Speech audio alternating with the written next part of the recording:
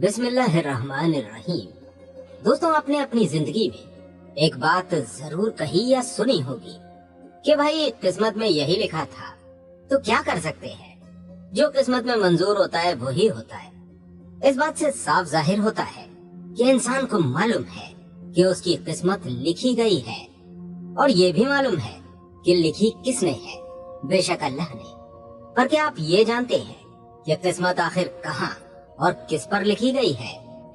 आज की इस वीडियो में हम बात करेंगे लौहे महफूज के बारे में। लौहे महफूज एक ऐसी किताब या कहें कि एक ऐसी तख्ती है जिसमें इस कायनात की इब्तिदा से लेकर इंतहा तक की सभी छुपी और जाहिरी बातें लिखी हुई हैं। यहाँ तक कि आपकी, मेरी और हर जानदार की तकदीर भी, कि वो कब पैदा होगा, कैसे जिंदगी गुजारेगा और कितना रिस्क दिया जाएगा, इसकी मौत कब, कैसे और कहाँ आएगी, ये जन्नती होगा या जहन्नमी। अलगरज इस कायनात के सभी छोटे बड़े राज इस तख्ती में तहरीर हैं। इस मौजू पर तफसील से बात होगी कि अल्लाह ताला ने लौहे महफूज को कैसे पैदा किया, ये असल में क्या है, कहाँ है, किसके पास है, और क्या लौहे महफूज में लिखी हुई तकदीरें बदली जा सकती हैं। लिहाजा आपसे गुजारिश है कि वीडियो आखिर तक जरूर देखिएगा, और चैनल को अगर अभी तक सब्सक्राइब नहीं किया है तो सब्सक्राइब जरूर कीजिएगा और कमेंट बॉक्स में सुभान अल्लाह जरूर लिख दीजिएगा। दोस्तों, जिस तरह हर मुसलमान अल्लाह ताला के एक होने पर और अल्लाह के रसूलों पर ईमान लाता है, इसी तरह उसके फरिश्तों पर, उसकी किताबों पर, लौहे महफूज पर और आखिरत के दिन पर और मौत के बाद की जिंदगी पर भी हमारा मुकम्मल ईमान लाना बेहद जरूरी है। लौहे महफूज दरअसल अरबी जबान का अल्फाज है। लौह के मानी तख्ती के हैं और महफूज उसे कहते हैं जिस चीज की हिफाजत की जाए। एक रिवायत में आता है कि अल्लाह पाक ने जमीन आसमान की तख्लीक करने से 50,000 साल पहले लौह महफूज को तख्लीक फरमाया। अल्लाह ताला ने जब कलम और लौह महफूज की तख्लीक फरमाई, उसके बाद कलम को हुक्म दिया कि लिख। कलम ने अल्लाह ताला की बारगाह में अर्ज किया कि ऐ परवरदिगार, क्या लिखूं? तो अल्लाह ताला ने फरमाया कि इस फैली हुई कायनात की इब्तिदा से लेकर इंतहा तक सभी छुपी और जाहिरी मामलात को लिख दे। इसके बाद कलम ने रब्बे कायनात के मुताबिक सब चीजें उस तख्ती पर या कहें कि लौहे महफूज पर दर्ज कर दी। अब जैसे कि दोस्तों, मेरी आपकी तकदीर इस पर लिखी हुई है। आज तक जो इस कायनात में हुआ, कयामत और इसके बाद भी जो कुछ होगा, वो सभी बातें, सारे राज साफ अल्फाजों में तहरीर हो चुके हैं। पर देखा यह जाता है कि बहुत से लोग तकदीर पर ईमान के ताल्लुक से बहुत ही कंफ्यूज रहते हैं। दोस्तों, सूरह हदीद की आयत में अल्लाह ताला फरमाता है, जिसका तर्जुमा है, जमीन पर कोई मुसीबत नहीं आती, न तुम्हारी नफ्सों में आती है, सिवाय ये कि वो किताब में होने से पहले लिखी हुई है। अल्लाह के लिए बहुत आसान है। इस आयत में किताब से मुराद लौहे महफूज है, और रब्बे कायनात ने बताया कि हर चीज उसमें होने से पहले लिखी हुई है। और अगली आयत में फरमाया, ताकि जो कुछ हाथ से छूट गया उस पर अफसोस करके मत बैठो, और जो कुछ तुमको इसने यानी अल्लाह ने दिया है उस पर इतराया ना करो, और अल्लाह किसी इतराने वाले और शेखी बघारने वाले को दोस्त नहीं रखता। अब लोग इस पर बोलते हैं कि जब सब कुछ पहले से ही लिखा हुआ है तो हम इसमें क्या करेंगे।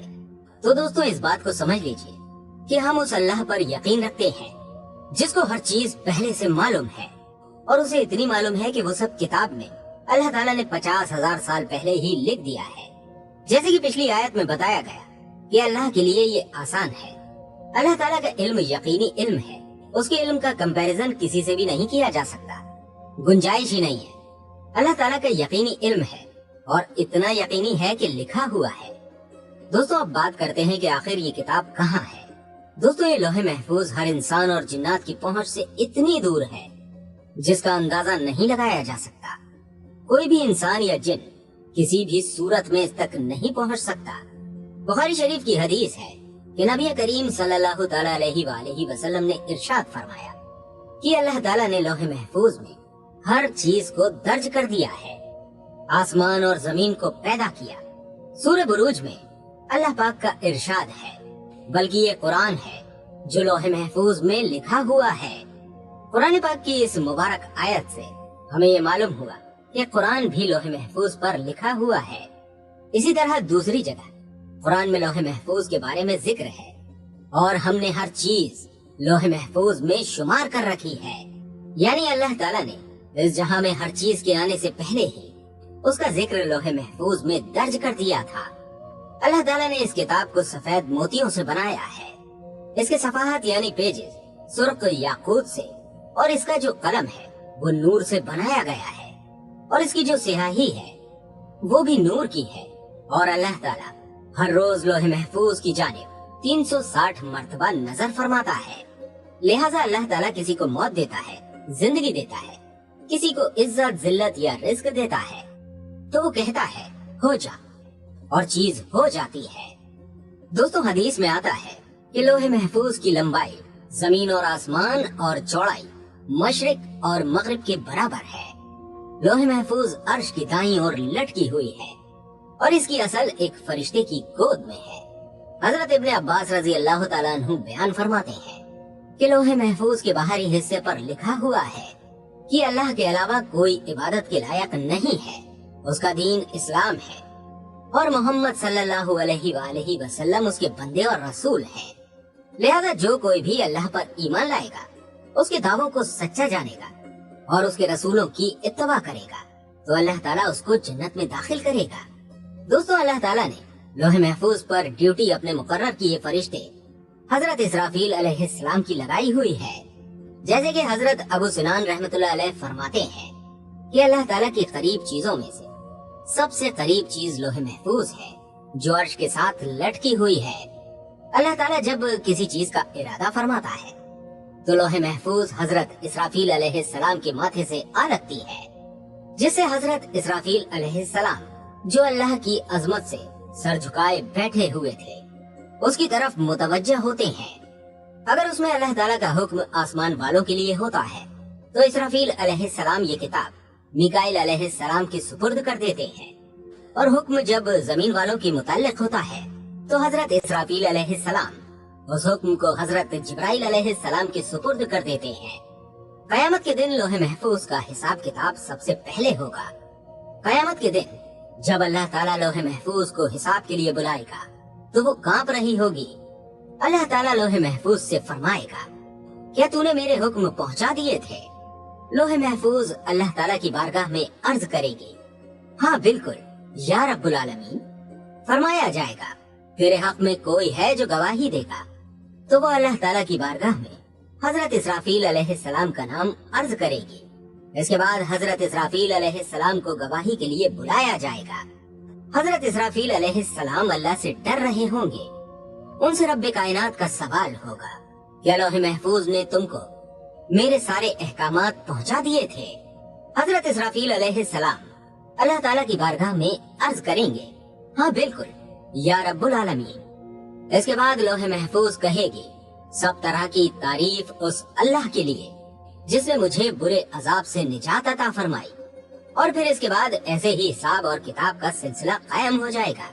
اب ایک سوال جو سب سے زیادہ انسان کے ذہن میں آتا ہے وہ یہ ہے کہ جب تقدیر لکھی جا چکی ہے تو کیا اس تقدیر کو بدلا جا سکتا ہے؟ کیا واقعی دعائیں تقدیر بدلنے کی طاقت رکھتی ہیں؟ روایت میں آتا ہے کہ تقدیر 3 قسم کی ہوتی ہے۔ پہلی تقدیر وہ ہوتی ہے جو عام انسانوں کی دعاؤں کے ذریعے اللہ بدل دیتا ہے، جو انبیاء علیہ السلام اور اللہ کے نیک بندوں یعنی ولی اللہ کی دعاؤں سے بدل جاتی ہے۔ وہ تقدیر کی دوسری قسم ہے۔ یہ تقدیر کی وہ قسمیں ہیں جن کو دعاؤں سے بدلا جا سکتا ہے، لیکن تقدیر کی ایک اور قسم ہے جسے بدلا نہیں جا سکتا، اور وہ لوح محفوظ پر تحریر ہے۔ اس کو مثال سے سمجھتے ہیں۔ ایک آدمی ہے جس کو کچھ سال بعد کاروبار میں بھاری نقصان ہونے والا ہوتا ہے، پر ایک دن اس نے کسی غریب یا مزدور کی مدد کر دی اور اس نے اس کو بدلے میں کاروبار میں برکت ہونے کی دعا دے دی۔ اس دعا سے اس آدمی کی ظاہری تقدیر تو بدلی، پر جو تقدیر لوح محفوظ میں لکھی ہے اس میں ایسا لکھا تھا کہ اس آدمی کو نقصان ہونے والا ہوگا، پھر اس کو کسی کی دعا ملے گی جس کی برکت سے اللہ مصیبت دور فرما دے گا۔ دوستو اس سے معلوم ہوا کہ لوح محفوظ پر جو کچھ بھی لکھا ہوا ہے اس کو کسی صورت تبدیل نہیں کیا جا سکتا جب تک اللہ نہ چاہے۔ لہذا کچھ تقدیریں ایسی ہوتی ہیں جو صحیفوں کی شکل میں اللہ تعالیٰ فرشتوں کو عطا فرماتا ہے، تو وہ تقدیریں اللہ کے نیک بندوں، اولیاء اکرام और अंबिया अलैहिमुस्सलातु वस्सलाम की दुआओं से तब्दील हो जाती हैं, और उनका तब्दील होना भी लोहे महफूज में लिखा हुआ होता है। इससे हमें मालूम होता है कि हमारी जिंदगी में दुआओं की कितनी बड़ी अहमियत है। इसलिए अपने लिए, अपने प्यारों के लिए और हमारे लिए हमेशा दुआ करते रहें। अल्लाह ताला हम सब की बीमारियों से हिफाजत फरमाए। दोस्तों, इस वीडियो को सवाब की नियत से आगे ज्यादा से ज्यादा शेयर जरूर करें।